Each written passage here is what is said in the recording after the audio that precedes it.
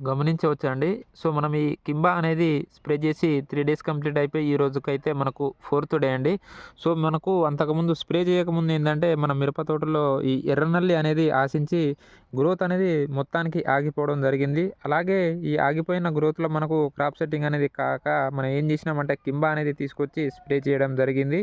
So, ఈ కింబా అనేది మనము స్ప్రే చేశాక మీరు ఒకసారి గమనించినట్లయితే మనకు దగ్గర దగ్గర మనకు చాలా ఒక జానెడు ఎత్తు గ్రోత్ అనేది రావడం జరిగిందండి. అలాగే గ్రోత్‌తో పాటు మనకు అంతకుముందు స్ప్రేలా ఈ సార్లు అనేది కమ్ముకోక మనకు నడవడానికి ఈజీగా ఉండేది. సో, ఇది స్ప్రే చేసినాక మనకు తోట లోపల అడుగు పెట్టడానికి కూడా గ్యాప్ లేకుండా మనకు చుట్టూ సైడ్ బ్రాంచెస్ తోటి తోట అనేది కమ్ముకోవడం జరిగింది.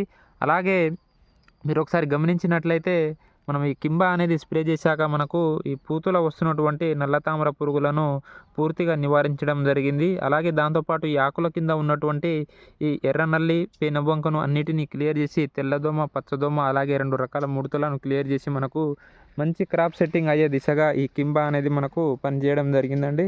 కాబట్టి ప్రతి ఒక్క రైతు సోదరులు ఎవరికైతే గ్రోత్ అనేది లేదని అనుకుంటున్నారో, అలాగే ఈ గ్రోత్‌తో పాటు మనకు మంచి క్రాప్ సెట్టింగ్ అనేది కావట్లేదు, మనకు తోట అనేది ఇంకా కమ్ముకోలేదు, కనీసం 10-12 క్వింటాల పూత రావాలి, క్రాప్ సెట్టింగ్ కావాలంటే ప్రతి ఒక్క రైతు సోదరులు ఈ కింబానైతే స్ప్రే చేసుకోవచ్చండి. సో, మనకిది చాలా తక్కువ ధరలో మనకైతే ఈ కింబా అనేది అవైలబుల్‌గా ఉండడం జరుగుతుంది. సో, ఈ కింబా అనే ప్రొడక్టు కావలసిన రైతు సోదరులు ఈ స్క్రీన్ పైన ఉన్నటువంటి నెంబర్‌కి కాల్ చేసి ఆర్డర్ చేసుకోగలరండి.